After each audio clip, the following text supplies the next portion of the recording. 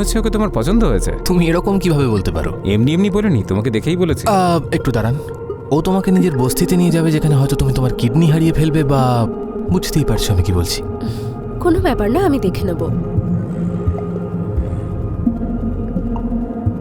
ওই দিনের জন্য তোমার কাছে ক্ষমা চাইছি।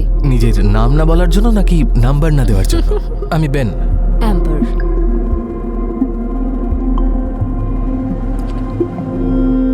এটা কিসের চিহ্ন?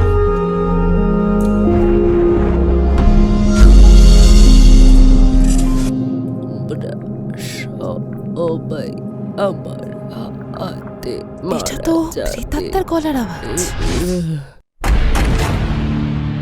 আমার মনে হয় না তোমার এখানে থাকাটা ঠিক হবে। আমার কিচ্ছু হবে না। অ্যাম্বার, আমার মনে হয় তোমার চলে যাওয়া উচিত। ও তোমার বোন, যদিও সে বেঁচে নেই, কিন্তু তোমার ভেতরে সে বেঁচে রয়েছে।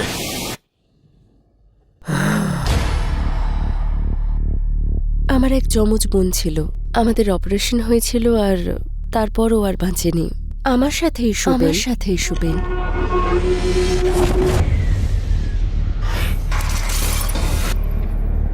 আমি জানি সব কিছু, তুমি কি করে কি করো।